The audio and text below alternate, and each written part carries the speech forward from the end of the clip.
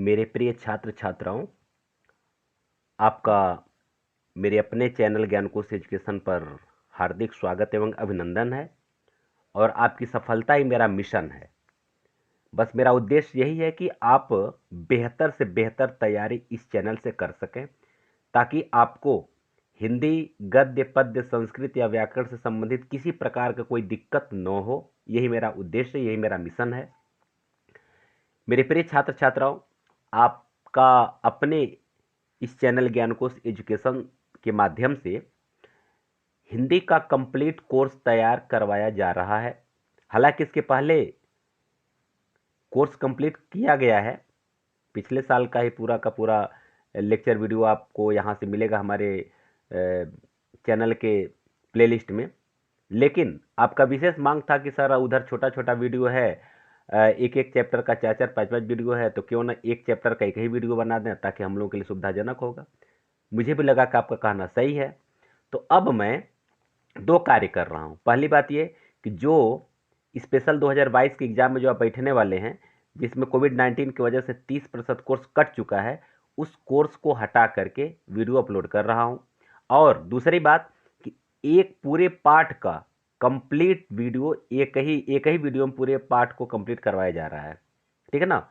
तो ये दो फायदे आपके होंगे। इसलिए अगर आप मेरे चैनल पर नए हैं तो आप इसे सब्सक्राइब कर लीजिए, लाइक और शेयर करते चलिए, अपने दोस्तों को अधिक से अधिक शेयर कीजिए, क्योंकि यहाँ से बहुत ही शानदार ढंग से इसका अर्थ जानने के लिए मिलेगा।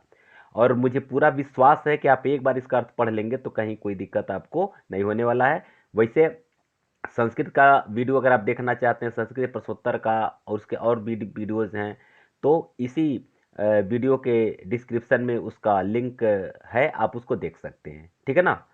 तो चलिए आइए हम लोग शुरू करते हैं। आज हम लोग पढ़ेंगे पंचवटी। इसके पहले का वीडियो अगर आप देखना चाहते हैं तो इसी वीडियो के प्लेलिस्ट में उसका भी लिंक है। इसी वीडियो के डिस्क्रिप्शन में उसका लिंक दिया हुआ है। मेरे चैनल के प्लेलिस्ट से भी आप उसको देख सकते हैं। तो दोनों जगह पड़ा हुआ है, आप उसको देख सकते हैं।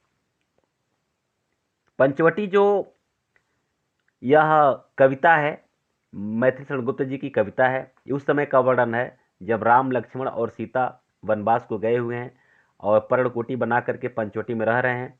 उसी समय का वर्णन है जब रात्रि के समय लक्ष्मण बड़ी चैतन्य अवस्था में बिल्कुल सावधानी पूर्वक रात दिन जाग करके उस कुटी की रखवाली कर रहे हैं, पहरेदारी कर रहे हैं।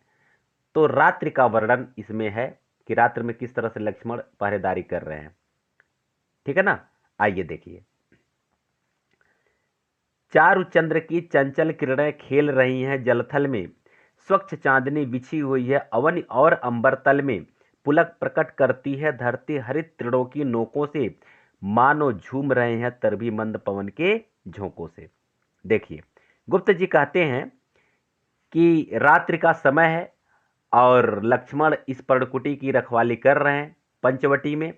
तो परिवेश कैसा है उसका वर्णन करते हुए कहते हैं कि चारु माने होता है बेटा सुंदर। ठीक है ना? क्या होता है? सुंदर। तो चार माने सुंदर, चंद्र माने चंद्रमा, चंचल किरण माने चंचल किरण। ठीक है ना? खेल रही है माने छाई हुई हैं, जल थल माने जल और स्थल पर। रात्रि का समय है। रात्रि कैसा है? चांदनी रात्रि है और सुंदर चांदनी रात्रि है। तो सुंदर चांदनी रात्रि की चंचल किरणें, जो किरणें चंचल होती हैं, चलायमान होती हैं, इसलिए चंचल कहा गया है। तो वह धरती और ये स्थल पर हर जगह जो है कि वह किरणें बिखरी हुई हैं, फैली हुई हैं। स्वच्छ चांदनी बिछी हुई है अवन और अंबर तल में। और कहते हैं कि बिल्कुल साफ सुथरी चांदनी जो है अवन से लेकर के, धरती से लेकर के अंबर तक फैली हुई है। अंबर माने आकाश, धरती से आकाश तक एक स्वच्छ चांदनी फैली हुई है। क्लियर हो रहा है ना? पुलक प्रकट करती है धरती हरित तृणों की नोकों से। अब देखिए, धरती अपने पुलक मन होता है प्रसन्नता, धरती अपनी प्रसन्नता प्रकट कर रही है। कैसे? हरित तृणों, हरे भरे जो घास के तिनके हैं, जो छोटे छोटे घास हैं। तो भाव समझिएगा कि रात्रि का समय है, चांदनी फैली हुई है, धीरे धीरे हवा बह रही है। तो हवा के बहने से वो धीरे धीरे जो है कि घास के ऊपरी जो शिखर है, जो हरे भरे जो घास के तृण हैं, वह क्या हो रहे हैं, झूम रहे हैं, हिल रहे हैं। तो ऐसा लग रहा है कि मानो वह अपनी प्रसन्नता प्रकट कर रहे हों, यानी धरती अपनी प्रसन्नता प्रकट कर रही है। ऐसा लग रहा है कि धरती हरे भरे तिनकों के नोकों को हिला करके और अपनी पुलक प्रकट कर रही है, अपनी प्रसन्नता प्रकट कर रही है। क्लियर हो रहा है ना। मानो झूम रहे हैं तरभी मंद पवन के झोंकों से, या फिर ऐसा प्रतीत हो रहा है, देखो जहां मानो अगर आ गया, अगर अलंकार की हम बात करते हैं बेटा, तो देखिए आप लोग यहां लिख देंगे उत्प्रेक्षा अलंकार, मनु मानो जनु जानो, ठीक है ना। ये कौन सा अलंकार होगा, उत्प्रेक्षा अलंकार होगा, उत्प्रेक्षा, ठीक है ना। तो काव्य के सौंदर्य में आपका एक पॉइंट यहां बन जाएगा कि मानो ऐसा प्रतीत हो रहा है जैसे जैसे तरु यानी पेड़ जो है मंद पवन के झोंकों में क्या कर रहे हैं, झूम रहे हैं। यानी हवा चल रही है, शीतल मंद सुगंधित हवा चल रही है, मंद पवन चल रहा है। तो ऐसा प्रतीत हो रहा है कि मानो यह पेड़ पौधे जो है हिल करके झूम करके अपनी प्रसन्नता प्रकट कर रहे हैं। क्लियर हुआ। अगर कहीं कोई दिक्कत हो तो डिस्क्रिप्शन बॉक्स में उस शब्द को लिख देंगे और पूछ लेंगे कि सर इसका अर्थ समझ में नहीं आया है, या उस पूरे लाइन को लिख देंगे कि सर इसका अर्थ समझ में नहीं आया है। उसको मैं वहीं खूब बढ़िया से व्याख्या कर दूंगा और आप बढ़िया से इसको समझ लेंगे, ठीक है ना। कोई भी दिक्कत हो तो आप हमें बता दीजिएगा। तो इसे एक बार फिर से देख लीजिए, मैं पूरे लाइन का एक साथ अर्थ बता दे रहा हूं। मैथिली शरणगुप्त जी कहते हैं कि रात्रि के समय जब लक्ष्मण पर्णकुटी की रखवाली कर रहे हैं, उस समय का परिवेश ऐसा है कि चारों तरफ सुंदर चांदनी फैली हुई है, जो ऐसा प्रतीत हो रहा है जल में और स्थल में हर जगह अपनी चंचल किरणों के द्वारा खेल रही हूं। क्लियर हो गया। स्वच्छ चांदनी बिछी हुई है अवन और अंबर तल में, माने अवन से लेकर के अंबर तक, धरती से लेकर के आकाश तक एक साफ सुथरी चांदनी क्या हुई है, फैली हुई है, ठीक है ना। रात्रि के समय हवा चल रहा है तो ऐसा प्रतीत हो रहा है मानो धरती अपने हरे भरे तिनकों को हिला, उसके नोकों को, उसके शिखर को, मतलब जो हरे भरे जो तिनके उसके सिरों को हिला करके अपनी पुलक प्रकट कर रही है, यानी अपनी प्रसन्नता प्रकट कर रही है।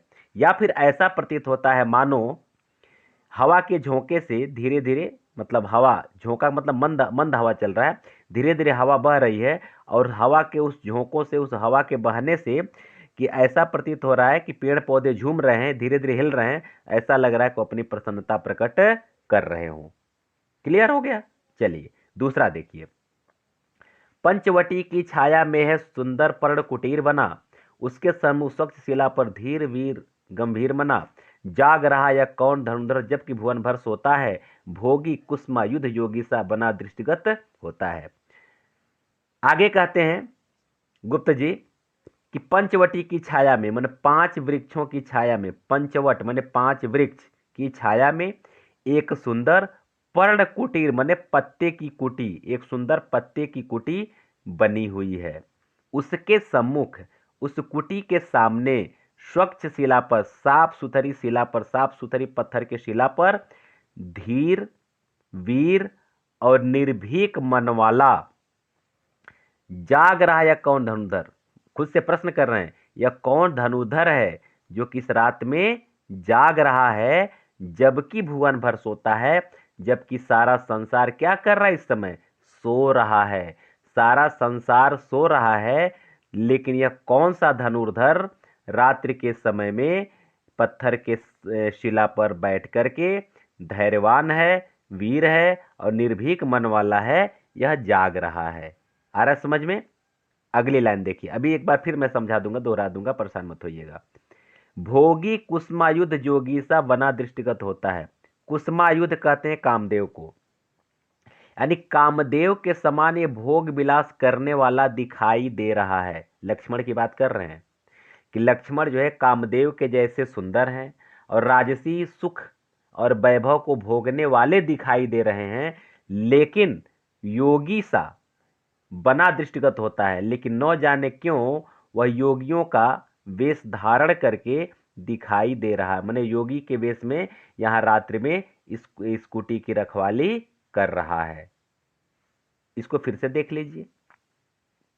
गुप्त जी कहते हैं कि 5 वृक्षों की छाया में एक सुंदर पत्ते की कुटी बनी हुई है। उस कुटी के सामने एक स्वच्छ शिला पर, स्वच्छ पत्थर पर धैर्यवान, वीर और निर्भीक मन वाला यह धनुर्धर कौन है जो जाग रहा है, जबकि सारा संसार इस समय सो रहा है। या फिर ऐसे कह सकते हैं, इस समय सारा संसार सो रहा है, लेकिन फिर भी यह न जाने कौन सा धनुर्धर है जो जाग रहा है। और आगे कहते हैं कि यह भोग विलास करने वाला राजकुमार जैसा, कामदेव जैसा सुंदर भी है और भोग विलास करने वाला राजकुमार जैसा यह दिखाई दे रहा है, लेकिन न जाने क्यों योगियों का वेश धारण करके आज यह दृष्टिगत हो रहा है। यानी दो योगी का वेश धारण करके यह दिखाई दे रहा है और रात भर जाग करके इस कुटी की रखवाली कर रहा है। क्लियर हो गया? चलिए आगे देखिए। तीसरा,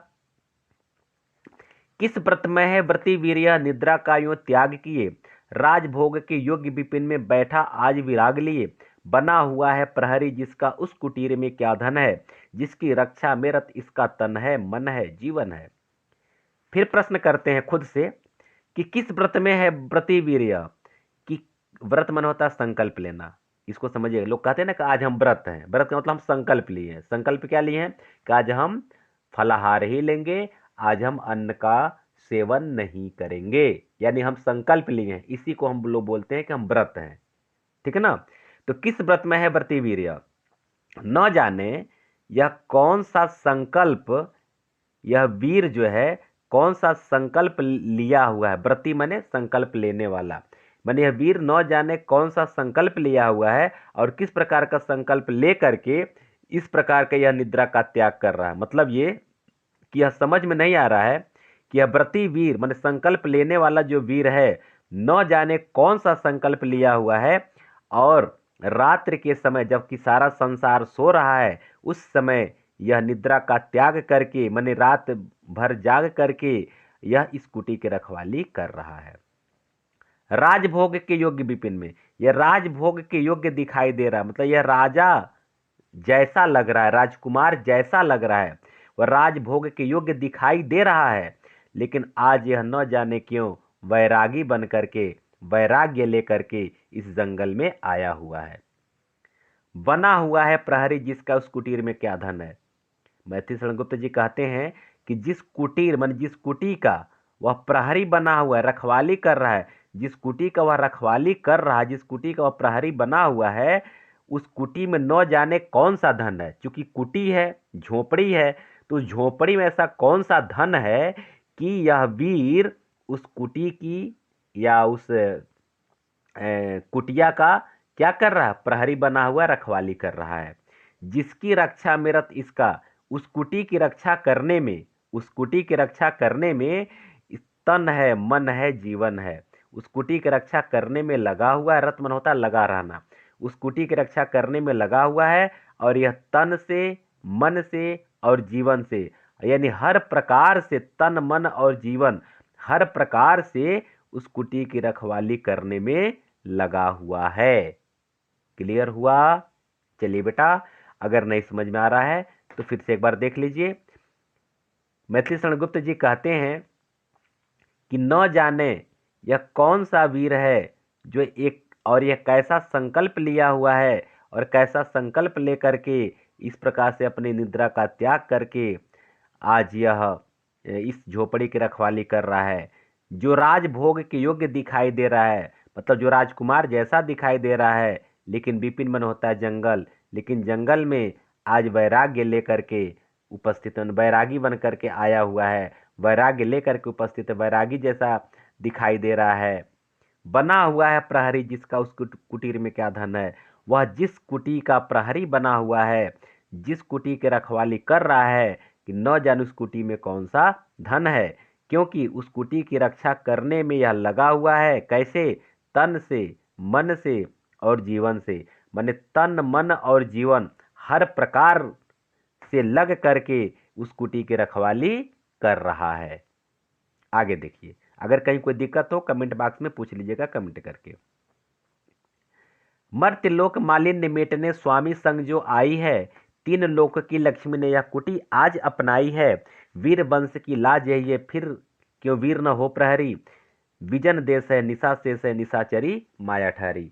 बेटा अगर आप लोगों को मेरी शैली पसंद आ रही हो, मेरा मेहनत सार्थक हो रहा हो, मैं जो पढ़ा रहा हूँ आपके समझ में आ जा रहा हो, आपके मनोमस्तिष्क में बैठ जा रहा हो, अगर आप इस चैनल पर नए हैं तो इस वीडियो को शेयर कीजिए, लाइक कीजिए और सब्सक्राइब तो अवश्य कर लीजिए और साथ ही साथ बेल आइकन को पुश कर लीजिए ताकि जब भी मैं वीडियो अपलोड करूं तो उसका नोटिफिकेशन आपको मिलता रहे। ठीक है ना। आगे देखिए, कहते हैं कि मर्त्यलोक मालिन्य मेटने स्वामी संग जो आई है। कहते हैं, खुद से प्रश्न खुद कर रहे हैं कवि। कहते हैं कि मर्त्यलोक माने मृत्यु लोक का, मालिन्य मन होता है पाप। क्या होता है? मालिन्य माने पाप। मृत्यु लोक के पाप को मेटने माने मिटाने के लिए अपने स्वामी अर्थात राम, अपने स्वामी अर्थात राम के साथ जो आई हुई है। अब ये देखिए, गुप्त जी खुद से प्रश्न कर रहे हैं, खुद से उसका जवाब भी दे रहे हैं। कहते हैं कि मृत्यु लोक के पाप को मिटाने के लिए अपने स्वामी यानी अपने राम, अपने स्वामी राम के साथ जो आई हुई है वह कौन है? तीन लोक की लक्ष्मी। वह एक लोक नहीं बल्कि तीनों लोकों की लक्ष्मी है, लेकिन आज इस कुटी को अपनाई हुई है, यानी आज इस कुटी में आश्रय ली हुई है, इस कुटी में निवास कर रही है। क्लियर हुआ? वह तीनों लोकों की लक्ष्मी है लेकिन आज इस कुटी में निवास कर रही है। वीर वंश की लाज यही है। यह वीर वंश की लाज मन होती है मर्यादा। यह वीर वंश की मर्यादा है। चूंकि सीता वीर वंश की मर्यादा थी, सूर्यवंशी कुल की थी, तो सूर्यवंश की मर्यादा थी, तो वही बात बता रहे हैं। यह वीर वंश की मर्यादा है, फिर क्यों वीर न हो प्रहरी। फिर यह वीर अर्थात यह लक्ष्मण उसका पहरेदारी क्यों न करे। क्योंकि जो कुटी में आई हुई हैं वह तीनों लोकों की लक्ष्मी है, जो अपने स्वामी श्री राम के साथ यहाँ विश्राम कर रही हैं। वह वीर वंश की लाज है, जो वीर वंशियों का की एक तरह से मतलब वीरवंशियों की सम्मान है, वो वीरवंशियों की मर्यादा है। इसलिए यह वीर अर्थात यह लक्ष्मण उस कुटी की पहरेदारी कर रहा है या उस कुटी की रखवाली कर रहा है। विजन देश है निशा शेष है। आगे और भी आगे वर्णन करते हुए कहते हैं, चूंकि इस समय विजन देश है, सूना एरिया मैंने रात्रि का समय, विजन मतलब सूना या खाली, तो सूना देश मतलब सूना प्रदेश है अर्थात रात्रि का समय है। मतलब रात्रि का मतलब निस्तब्ध। निस्तब्ध का तात्पर्य यहाँ कह सकते हैं कि एकांत, एकांत कह सकते हैं, एकांत। हाँ, एकांत प्रदेश है, निशा शेष है, रात्रि का समय है और निशाचरी माया ठहरी। और उस पर भी इस एरिया में निशाचरों का अर्थात राक्षसों का माया ठहरा हुआ है, अर्थात एक से एक मायावी राक्षस आते हैं और लोगों को अपने बस में वशीभूत करके उनको अपना शिकार बना लेते हैं। तो यहाँ निशाचरों की माया भी चारों तरफ फैली हुई है। इसलिए यह वीर अर्थात लक्ष्मण उस कुटी की रखवाली कर रहे हैं। कहीं कोई दिक्कत हो तो पूछ सकते हैं, ठीक है ना।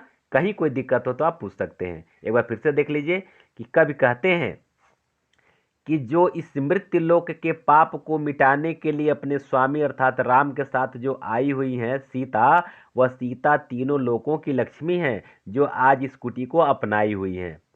और वह सीता वीर वंश की मर्यादा है, सूर्य वंश की मर्यादा है। फिर यह वीर अर्थात लक्ष्मण उनकी पहरेदारी क्यों न करे। और उस पर भी एकांत प्रदेश है, रात्रि का समय है और निशाचरों की माया चारों तरफ फैली हुई है। इस कारण से यह वीर धनुर्धर अर्थात लक्ष्मण उस कुटी की रखवाली कर रहे हैं। आ गया बेटा समझ में आप लोगों को? चलिए, अगर समझ में आ गया होगा तो कमेंट करके ही बता देंगे कि सर मेरे खूब बढ़िया समझ में आ गया है और आपकी शैली अच्छी लग रही है।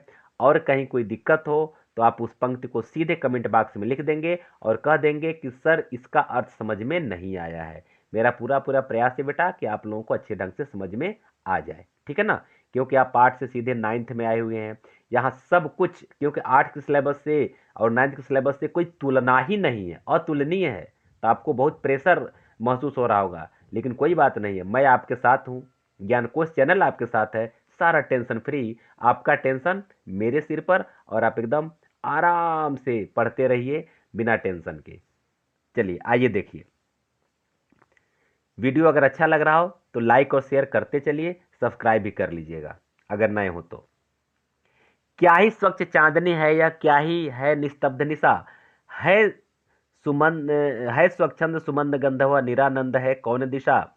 बंद नहीं अब भी चलते हैं नियत नटी के कार्यकलाप, पर कितने एकांत भाव से, कितने शांत और चुपचाप। कहते हैं क्या है स्वच्छ चांदनी है यह, अरे कितनी सुंदर चांदनी चारों तरफ फैली हुई है, कितनी सुंदर चांदनी चारों तरफ फैली हुई है। क्या ही है स्तब्ध निस्तब्ध निशा, और कितनी निस्तब्ध होता है शांत, और कितनी शांत, निशा माने आप जानते हैं रात्रि, कितनी शांत रात्रि है, और कितनी सुंदर और स्वच्छ चांदनी चारों तरफ फैली हुई है स्वच्छंद सुमंद गंधर्व। स्वच्छंद मन होता है स्वतंत्र, सुमंद मन होता है धीरे धीरे, गंध मन होता है गंध, समझ रहे, सुगंध मने चारों तरफ से सुगंध की बारिश हो रही है, अर्थात शीतल मंद सुगंधित हवा बह रहा है। स्वच्छंद गंध से युक्त धीरे धीरे बहने वाला शीतल हवा क्या हो रहा है, बह रहा है, जिससे उसका गंध चारों तरफ फैल रहा है। निरानंद है कौन दिशा, और उसका खुशबू इतना फैल रहा है, उसका इसका गंध इतना फैल रहा है कि कोई भी दिशा जो है बिना आनंद के, निर आनंद माने बिना आनंद के कोई दिशा नहीं है। मतलब ये कर रात्रि का समय है, चारों तरफ स्वच्छ चांदनी फैली हुई है, शीतल मंद और सुगंधित हवा धीरे धीरे बह रही है, उस हवा में बहुत सुंदर गंध है, जो गंध चारों तरफ फैला हुआ है उस वन प्रदेश में, और ऐसा लग रहा है कि हर एक दिशा, संपूर्ण दिशाएं जो है बिल्कुल आनंद से मगन है। आगे देखिए, बंद नहीं अब भी चलते हैं नियत नटी के कार्यकलाप, पर कितने एकांत भाव से, कितने शांत और चुपचाप। देखिए कह रहे हैं लेकिन बंद नहीं हुई है, क्या नहीं बंद हुई है, नियत नटी, नियत रूपी नटी माने होता है, नटी माने होता है नर्तकी, क्या होता है, नर्तकी, जो कुशल नृत्यांगनाएं होती हैं उसको कहते हैं नर्तकी। तो नियत मन होता है नियत, समय माने समय रूपी नर्तकी, यहां रूपक अलंकार आपका हो गया, यहां देखिएगा, समय रूपी नर्तकी जो है उसका कार्यकलाप माने उसका नृत्य चल रहा है, वह अभी बंद नहीं हुआ है। कह रहे हैं कि रात्रि आधी से अधिक बीत गई है, लेकिन नियत रूपी जो नर्तकी है उसका क्रियाकलाप माने उसका नृत्य जो है अभी बंद नहीं हुआ है, अभी भी चल रहा है। अब नियत रूपी नर्तकी का भाव आपको समझना होगा कि जैसे नियत रूपी नर्तकी क्या है, उसका क्रियाकलाप क्या है, कैसा नृत्य प्रस्तुत कर रही है। तो देखिए, मान ली रात्रि का समय है, चांदनी रात है, तो शाम के समय चांदनी यानी चंद्रमा कहीं और रहेगा, क्षितिज के आसपास रहेगा। रात जैसे जैसे बीतती जाएगी वह धीरे धीरे ऊपर चढ़ता हुआ चला जाएगा। आधी रात के बाद वह चंद्रमा बिल्कुल मध्य में आएगा, हमारे सिर के ऊपर दिखेगा। फिर आधी रात्रि के बाद थोड़ा सा नीचे लुढ़कने वाली स्थिति में हो जाएगा, माने वो क्या कहते हैं, डूबने की स्थिति में हो जाएगा। या फिर कभी बादल आ रहे हैं, आकाश को ढक ले रहे हैं, सूर्य चंद्रमा को ढक ले रहे हैं, कभी उजाला हो रहा है, कभी अंधेरा हो रहा है, कभी चांदनी छा रही है, कहीं हल्का सा अंधेरा हो रहा है। तो यह क्या है, जैसे लग रहा है कि कोई नर्तकी नृत्य कर रही हो। अब समझ में आया ना, इसलिए मैं भाव समझा रहा हूं कि ऐसा प्रतीत हो रहा है कि जैसे कोई नर्तकी जो है यह नृत्य कर रही, विभिन्न प्रकार के भाव भंगिमाओं से युक्त नृत्य कर रही है, और उसका नृत्य अभी बंद नहीं हुआ है। पर कितने एकांत भाव से, कितने शांत और चुपचाप, लेकिन कह रहे हैं लेकिन कितने एकांत भाव से, कितने शांत और चुपचाप बैठ करके वह धनुर्धर, यहाँ दिया नहीं है लेकिन इसका अर्थ आपको लिखना है, वह धनुर्धर अर्थात लक्ष्मण शांत और चुपचाप एकांत भाव से बैठ करके इस कुटी की रखवाली कर रहे हैं। क्लियर। चलिए, अगर कोई दिक्कत हो तो कमेंट अवश्य कर लीजिएगा। आगे देखिए, है बिखेर देती वसुंधरा मोती सबके सोने पर, रवि बटोर लेता है उसको सदा सवेरा होने पर, और विरामदायिनी अपनी संध्या को दे जाता है, शून्य श्याम तन जिससे उसका नया रूप झलकाता है। अब देखिए, रात्रि में जो ओस की बूंदें गिरती हैं तो कभी कल्पना करते हैं कि ऐसा लगता है कि वह क्या है, मोती है। और वो मोती कब गिरता है, जब सब लोग सो जाते हैं, मैंने रात्रि के समय में। तो वही कह रहे हैं कि ऐसा प्रतीत होता है यह प्रकृति जो है इस वसुंधरा पर, है बिखेर देती वसुंधरा, वसुंधरा कह सकते हैं, धरती कह सकते हैं। यह धरती जो है, यह धरती, यह वसुंधरा, जब सब लोग सो जाते हैं, जब नीरव वातावरण हो जाता है, सब लोग सो जाते हैं, शांत वातावरण हो जाता है, तो लगता है कि यह वसुंधरा, यह पृथ्वी जो है अपनी एक मोती बिखेर देती है धरती पर, ओस की बूंद के रूप में। आगे, रवि बटोर लेता है उनको सदा सवेरा होने पर, और जैसे सवेरा होता है, जैसे सवेरा होता है और सूर्य की किरणें जब पड़ती हैं उस ओस की बूंदों पर, तो ऐसा लग रहा है कि रब यानी सूर्य जो है उस मोती को क्या कर रहा है, बिटोर ले रहा है, और सभी मोती समाप्त हो जा रहे हैं। मतलब ये कि सूर्य का जब प्रकाश पड़ता है तो जो बूंद बूंद के रूप में, जो मोती के रूप में ओस दिखाई देते हैं, वह जैसे वाष्पित होकर के समाप्त हो जाते हैं, ऐसा होता है। तो ऐसा लगता है कि सूर्य जो है सुबह उठ करके उन सभी मोतियों को इकट्ठा कर लेता है। और क्या करता है, आगे देखिए, और विरामदायिनी अपनी संध्या को दे जाता है। फिर वो मोती अपने पास नहीं रखता है। कभी कल्पना करते हैं कि वह ओस रूपी मोती जो है सूर्य उसको अपने पास नहीं रखता है, बल्कि विराम प्रदान करने वाली, माने सूर्य को विराम कौन प्रदान करती है, संध्या काल। सुबह सूर्य उगता है, दिन भर यात्रा करता है, शाम को संध्या काल के समय वह डूब जाता है, अर्थात वह विश्राम करने लगता है। तो कह रहा जो विश्राम देने वाली, जो आश्रय प्रदान करने वाली जो संध्या काल है, उस संध्या को वह मोती क्या करता है, लौटा देता है। और क्या होता है, शून्य श्याम तनु जिससे उसको नया रूप झलकाता है। और उसके बाद यह आकाश, शून्य मन होता है आकाश, श्याम मन होता है काला, यह काला आकाश वाला शरीर, तन मन होता है शरीर, काले शरीर वाला जो आकाश है, जिसे उसके नए रूप को क्या करता है, झलकाने लगता है। फिर क्या मतलब, मोती के रूप में, ताराओं के रूप में। यानी वो संध्या काल उस मोती को क्या करती है, वह आकाश में जड़ देती है तारा के रूप में, और वही तारे रात्रि के समय में उसके सौंदर्य में चार चांद लगा देते हैं। समझ में आया है? चलिए, अगर ना समझ में आया तो फिर से मैं एक बार समझा दे रहा हूं। इसी का एक बार फिर से देख लीजिए कि अब भाव समझ लेंगे तो समझ में आ जाएगा। कि ऐसे समझिए कि सूर्य दिन भर यात्रा करते हैं, दिन भर यात्रा करने के बाद जो मोती इकट्ठा करते हैं, तो आ करके संध्या काल के पास, संध्या के समय जो है कि संध्या काल के समय विश्राम करते हैं, अर्थात संध्या काल उनको विश्राम देने वाली है।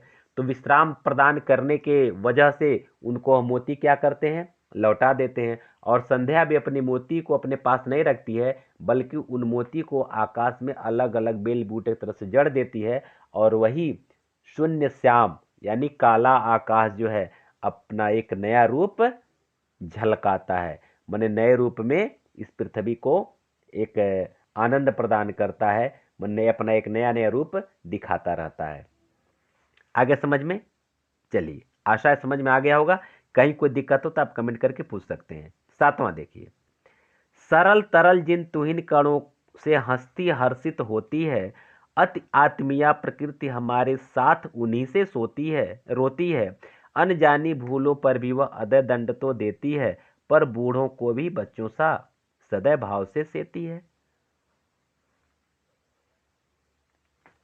चलिए आगे देखिए बेटा, एक चीज मैं आपको समझा दूंगा आप लोगों को कि इस नए सत्र में 2021-22 का सत्र जो होने जा रहा है, आपका अर्धवार्षिक परीक्षा या वार्षिक परीक्षा होने जा रहा है, इस परीक्षा में एक माध्यमिक शिक्षा परिषद के द्वारा एक नया नोटिफिकेशन जारी किया गया है, जिसमें आपको 20 नंबर का क्वेश्चन OMR शीट पर देना होगा। जो गोला भरने वाला होता है, काला काला गोला भरने वाला होता है ना, OMR शीट, उस पर आपको देना होगा।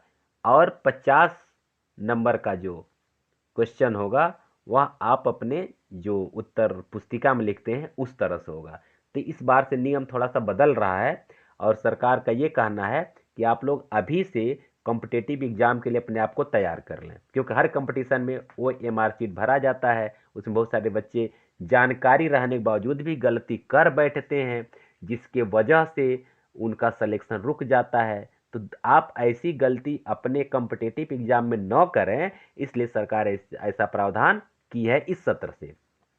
तो उसके लिए मैं एक स्पेशल वीडियो लाऊंगा कि क्या क्या उसमें होगा, कितने प्रश्न होंगे, कितने नंबर के होंगे, क्या होगा, ऑब्जेक्टिव टाइप का होगा कि किस तरह से होगा, और उसका पूरा बाकायदे कैसे भरा जाएगा, उसका एक वीडियो मैं अपलोड करूंगा। ठीक है ना? तो आप कमेंट करके बता दीजिएगा कि उसका वीडियो आपको चाहिए कि नहीं चाहिए। वैसे तो जितने लोग कमेंट करेंगे उतना ही बढ़िया रहेगा।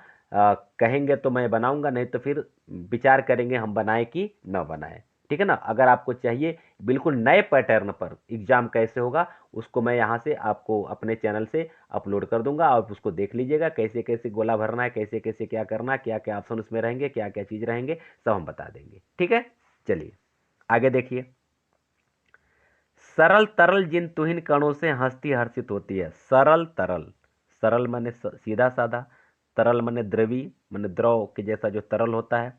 तुहिन कण, तुहिन कण का मतलब होता है ओस की बूंदें। अब देखिए, ऐसा लग रहा है कि यह प्रकृति जो है सरल तरल माने तरल रूप में जो ओस की बूंदें हैं, तुहिन कण है जो ओस की बूंदें हैं, उसको धरती पर बरसा करके हंसती हर्षित होती है। ऐसा लगता है कि हर्ष में हर्षित हो रही हो और हंस रही हो, माने हंसते हुए अपनी प्रसन्नता प्रकट कर रही हो। ठीक, अब इसका आशय समझिएगा कि कवि कहते हैं कि प्रकृति जो है सरल और तरल ओस के कणों को धरती पर वर्षा करके ऐसा लगता है कि अपनी प्रसन्नता हंसते हुए, माने हंसते हुए अपनी प्रसन्नता को प्रकट कर रही है। आगे देखिए, अति आत्मीय प्रकृति हमारे साथ उन्हीं से रोती है। और यह प्रकृति जो है अति आत्मीय है, माने बड़ी भावुक है, ये भावनाओं से ओतप्रोत है, हमारी भावनाओं के साथ अपनी भावनाओं को जोड़ लेती है यह प्रकृति। तो ये कह रहे हैं यह प्रकृति जो है अति आत्मीय है। और जब हम दुखी होते हैं और हमारे आंख से जब आंसू गिरता है, तो वह ऐसा प्रतीत होता है वह ओस की बूंदें बरसा करके हमारे साथ वह भी रोती है, अर्थात हमारे दुख के साथ वह भी अपना दुख प्रकट करती है। मतलब ये कि देखिए, आंसू दो तरह के होते हैं, एक खुशी के आंसू होते हैं और एक दुख के आंसू होते हैं। हर कंडीशन में आंसू निकलते हैं। लेकिन देखिए, जब जब आप प्रसन्न चित्त होते हैं और हंसते हैं, तो वही उसका बूंद गिरा करके ऐसा लगता है कि प्रकृति हमारे साथ वह भी हंसते हंसते रो रही है, माने प्रसन्नता से रो रही है। और जब हम दुख में रोते हैं, हमारे आंख से आंसू गिरता है, तो ऐसा लगता है कि यह प्रकृति वही ओस की बूंदें गिरा करके हमारे दुख में वह भी सहभागी बनी हुई है, और हमारे आंख से आंसू गिर रहा है तो उसके भी आंख से आंसू गिर रहा है। ऐसा लगता है कि वह भी हमारे साथ रो रही है। क्लियर हुआ? क्लियर हुआ ना? ठीक, बहुत अच्छा, आपको बिल्कुल क्लियर हो गया होगा। आगे देखिए, अनजानी भूलों पर भी वह अदय दंड तो देती है, लेकिन कहते हैं कि प्रकृति आत्मीय है, बड़ी आत्मीय, हमारे साथ आत्मीयता के साथ पेश आती है, लेकिन कठोर भी है। कहते हैं कि अनजानी भूलों पर भी, अगर हमसे जाने अनजाने में कोई अगर भूल हो जाता है तो अदय दंड, अदय माने बिना दया के, यानी कठोर, इसका तात्पर्य होगा कठोर, कठोर दंड तो अवश्य देती है। माने हम जहां भी कोई चूक करते हैं, जहां कोई गलती करते हैं, उस गलती की सजा वह प्रकृति हमें अवश्य देती है। यह सही है। हम जब सुख में होते हैं तो वह भी हमारे साथ सुख प्रकट करती है, जब दुख में होते हैं तो दुख प्रकट करती है, लेकिन कभी कभी जब अनजानी भूल हमसे हो जाती है तो कठोर दंड भी हमें देती है। पर बूढ़ों को भी बच्चों सा सदैव भाव से सेती है, लेकिन जो वृद्ध होते हैं, जो वृद्ध होते हैं, प्रकृति उन्हें बच्चों के जैसा सदैव भाव से, माने दया के भाव से सेती है, माने सेवा करती है। यानी वृद्धों के साथ कोई कठोर दंड नहीं देती है। प्रकृति भी, जिस हमें तो वृद्धों का सेवा करना हमारा पुनीत कर्तव्य है, लेकिन कह रहे हैं कि प्रकृति भी जो है वृद्धों को दंड नहीं देती है गलती करते हो तो। गलती केवल युवकों को दंड देती है, बच्चों को दंड देती है गलती करते हो। अब बच्चे माने अबोध बच्चे की बात नहीं, जो सबोध हो गए उनकी बात है, ठीक है ना। तो कह रहे हैं कि बूढ़ों को बच्चों के जैसा दया दिखाते हुए उनकी सेवा करती रहती है प्रकृति। आशा आपको समझ में आ गया होगा। चलिए आगे बढ़ते हैं। 13 वर्ष व्यतीत हो चुके पर है मानो कल की बात, वन को आते देख हमें जब आर्त अचेत हुए थे तात। अब वह समय निकट ही है जब अवधि पूर्ण होगी वन की, किंतु प्राप्ति होगी इस जन को इससे बढ़कर किस धन की। अब लक्ष्मण सोचते हैं, गुप्त जी कहते हैं कि लक्ष्मण सोच रहे हैं बैठे बैठे रात्रि के समय कुटी की रखवाली करते हुए कि 13 वर्ष व्यतीत हो चुके, कि 13 वर्ष वन में बीत गया, लेकिन लग रहा है कि मानो है कल की बात। जिसे लग रहा है अभी हम कल ही वन में आए हुए हैं, माने 13 वर्ष कैसे बीत गया यह पता ही नहीं चला। ऐसा लग रहा है अभी हम लोग कल ही वन में, मैंने हाल ही में वन में आए हुए हैं। वन को आते देख हमें जब आर्त अचेत हुए थे तात। कह रहे हैं कि हम लोग जब वन आ रहे थे, अपनी बात बता रहे हैं, सीता जी की बात बता रहे हैं, श्री राम जी की बात बता रहे हैं। कह रहे कि हम जब दोनों भाई और भाभी जी जब वन को आ रहे थे तो आर्त होकर के, दुखी होकर के किस तरह से पिताश्री तात माने पिताश्री अचेत हो गए थे। माने किस तरह से उस दृश्य को याद कर रहे हैं कि जब हम लोग वन को आ रहे थे तो पिताश्री किस तरह से दुखी होकर के अचेत हो गए थे। अब वह समय निकट ही है जब अवधि पूर्ण होगी वन की। फिर लक्ष्मण सोचते हैं मन में कि अब वह समय नजदीक आ गया है जब इस वन की अवधि क्या होगी, पूरी हो जाएगी। माने 13 साल बीत गया, 1 ही साल और बिताना है, 14 साल का वनवास था। तो कह रहे हैं कि अब वह समय निकट ही आ गया है कि जब इस वनवास की अवधि पूरी होगी, किंतु प्राप्त होगी इस जन को इससे बढ़कर किस धन की। लेकिन कहते हैं, लेकिन इस जन को माने स्वयं को कह रहे हैं, स्वयं को, अपने आप को, लेकिन कह रहे हैं लेकिन मुझे इससे बढ़कर और किस धन की प्राप्ति होगी। कहने का तात्पर्य है कि कह रहे हैं कि अगर हम लोग अयोध्या लौट चलेंगे, 1 साल और व्यतीत करने के बाद, 14 साल के बाद हम लौट चलेंगे, तो जो सेवा हम यहाँ भैया और भाभी श्री का कर रहे हैं, क्या वह सेवा करने का सौभाग्य मिलेगा अयोध्या में। वही बात पूछ रहे हैं, खुद से प्रश्न कर रहे हैं। कह रहे किंतु प्राप्ति होगी इस जन को, कह रहे हैं इस जन को माने मुझे इससे बढ़कर और कोई सौभाग्य प्राप्त हो सकता है क्या, इससे बढ़कर किसी और धन की प्राप्ति मुझे हो सकती है।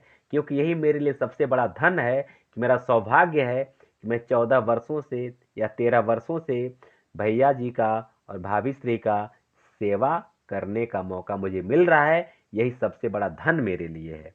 और हम लोग जब अयोध्या लौट चलेंगे तो शायद ऐसा सौभाग्य हमें नहीं प्राप्त होगा। क्लियर हुआ ना। चलिए आगे बढ़ते हैं, कहीं कोई दिक्कत हो तो पूछ लीजिएगा। अगर कहीं कोई दिक्कत हो तो अवश्य पूछ लीजिएगा बेटा, कहीं संकोच मत करिएगा, कमेंट बॉक्स में उस लाइन को लिख दीजिएगा और बता दीजिएगा। कमेंट आप लोग अवश्य कीजिए, जो भी अच्छा लगे तब भी, खराब लगे तब भी, कहीं कोई गड़बड़ हो तब भी, कहीं भी कोई दिक्कत हो आप कमेंट अवश्य करिए, बहुत अच्छा लगता है। आगे देखिए, और आर्य को राज्य भार तो वे प्रजार्थ ही धारेंगे, व्यस्त रहेंगे हम सबको भी मानो विवश विसारेंगे, कर विचार लोकोपकार का हमें न होगा इसका शोक, पर अपना हित साध नहीं, अपना हित आप नहीं क्या कर सकता है यह नरलोक।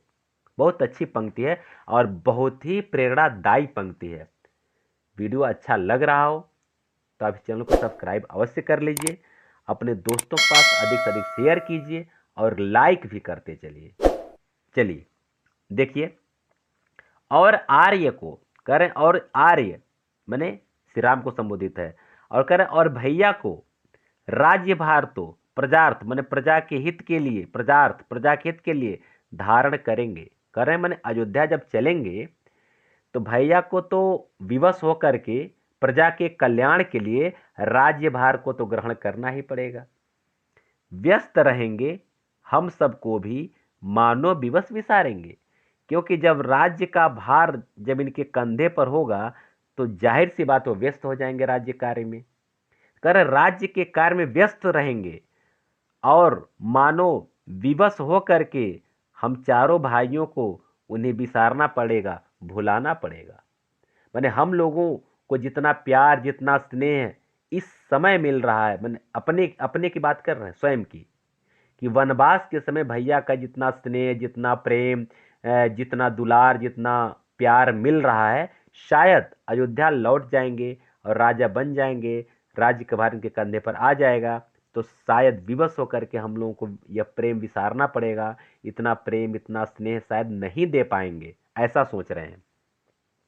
कर विचार लोकोपकार का हमें न होगा इसका शोक। लेकिन खुद से लक्ष्मण जी प्रश्न कर रहे हैं कि लेकिन हम सोचेंगे कि अगर भैया हम लोगों को विसार रहे हैं, हम लोगों से उतना स्नेह नहीं कर पा रहे, उतना प्रेम नहीं जता पा रहे हैं, तो हम यह विचार करेंगे कि लोकोपकार का, संसार के उपकार करने के लिए, लोगों का भला करने के लिए हमें इन्हें विवश होकर के विसारना पड़ रहा है, और यह सोच करके हमें इस बात का कोई शोक नहीं होगा, इस बात का कोई दुख नहीं होगा कि भैया हम लोगों को क्यों उतना स्नेह नहीं कर पा रहे हैं। मतलब ये कि हम लोग समझ सकते हैं कि वो बाध्य हैं, विवश हैं, बहुत सारी जिम्मेदारियां हैं, बहुत ज़्यादा उनके कंधे पर बहुत ज़्यादा बोझ है कर्तव्य का, इसलिए शायद हम लोगों को उतना प्रेम नहीं कर पा रहे हैं। यह सोच करके हम लोगों के मन में कहीं कोई संताप नहीं होगा, कहीं कोई पीड़ा नहीं होगी। आगे कहते हैं पर अपना हित आप नहीं क्या कर सकता है या नरलोक। नरलोक मन होता है मृत्यु लोक, नरलोक मन क्या होता है मृत्यु लोक। कहते हैं कि क्या यह मृत्यु लोक जो है अपना हित नहीं कर सकता है, मैंने अपना हित स्वयं नहीं कर सकता, आप अपना हित आप नहीं कर सकता है, मैंने अपना हित स्वयं नहीं कर सकता है। अब यहीं आकर के यहाँ साइन ऑफ इंट्रोगेशन लगा दिया गया, प्रश्नवाचक चिन्ह लगा दिया गया। कहने का तात्पर्य वह यह कह रहे हैं कि अगर यह मृत्यु लोक अपना हित स्वयं कर ले तो किसी राजा की आवश्यकता क्यों पड़ेगी, किसी शासक की आवश्यकता क्यों पड़ेगी। शासक की आवश्यकता तो तब पड़ती है जब समाज में जब तू मैं होता है, एक दूसरे को ऊंचा नीचा दिखाने का कार्य होता है, एक दूसरे की धन संपत्ति को हड़पने का कार्य होता है, अर्थात न्याय और अन्याय का जब पड़वा गड़बड़ होता है, उस समय जो है राजा की आवश्यकता पड़ती है या शासक की आवश्यकता पड़ती है। तो कह रहे हैं लक्ष्मण कि अगर यह मृत्यु लोक अगर अपने आप ही सभी लोग अपने कर्तव्य को समझ लें तो शायद किसी राजा की आवश्यकता नहीं पड़ेगी। क्लियर हुआ। तो यह रहा आप लोगों का अर्थ। अब इसके बाद आइए हम आप लोगों को काव्यगत सौंदर्य बता दे रहे हैं, ठीक है ना। चलिए काव्यगत सौंदर्य आप नोट कर लीजिए, मैं यहां नोट करवा दे रहा हूं। पहला आप लिख लेंगे, बोल दे रहा हूं, लिख सकते हैं कि पंचवटी में वनवास के समय लक्ष्मण की कर्तव्यनिष्ठा का सुंदर चित्रण किया गया है। यह सुंदर चित्रण इतना ही लिख सकते हैं। पंचवटी में वनवास के समय लक्ष्मण की कर्तव्यनिष्ठा का सुंदर चित्रण। क्लियर। दूसरा है आपका भाषा। भाषा क्या है, साहित्यिक खड़ी बोली है, आप जानते भी हैं साहित्यिक खड़ी बोली, खड़ी बोली, ठीक। अब आइए शैली क्या है, शैली, तो शैली देखिए, शैली लिखिए, वर्णनात्मक शैली भी कह सकते हैं, वर्णन किया गया है, वर्णनात्मक, और प्रबंधात्मक शैली भी कह सकते हैं, प्रबंधात्मक, ठीक है ना, प्रबंधात्मक शैली कह सकते हैं। क्लियर। अच्छा, रस कौन सा रस है, तो रस इसमें देख रहे हैं एकदम एकांत भाव से चुपचाप लक्ष्मण बैठे हुए हैं, तो कौन सा रस हो जाएगा? शांत रस हो जाएगा। ठीक। शब्द शक्ति की अगर हम बात करते हैं, शब्द शक्ति, तो इसमें कहीं कहीं लक्षणा तो दिख रहा है, लेकिन अभिधा ज्यादा है। शब्द शक्ति, शब्द शक्ति क्या है? अभिधा, अभिधा। कहीं के लक्षणा भी है, आप चाहें तो लक्षणा भी थोड़ा सा ऑप्शन जैसे अब लिख करके लिख सकते हैं, लक्षणा। ठीक। अच्छा, अब आइए अलंकार से हम लोग रूबरू होते हैं। अलंकार, इसमें कई अलंकार आपको दिख रहा है। चारु चंद्र की चंचल किरणें, क्या है? अनुप्रास अलंकार। कौन सा अलंकार है? अनुप्रास अलंकार। कई जगह मैं आपको बताया हूं, यहाँ उत्प्रेक्षा भी दिख रहा है। कई जगह मैं बताया हूं आपको कि यहाँ रूपक भी दिख रहा है ना? तो इस तरह से अनुप्रास, उत्प्रेक्षा, रूपक आदि अलंकार हो जाएंगे। ठीक है। अब आइए गुण की बात अगर हम करते हैं, तो कुछ छंदों में माधुर्य गुण है और कुछ में ओज है। तो माधुर्य और ओज आप दोनों लिख सकते हैं, माधुर्य और ओज दोनों लिख सकते हैं। ठीक। तो यह रहा आपका काव्यगत सौंदर्य। ठीक। इस तरह से आपका ये वीडियो आज का परिपूर्ण हुआ पंचवटी।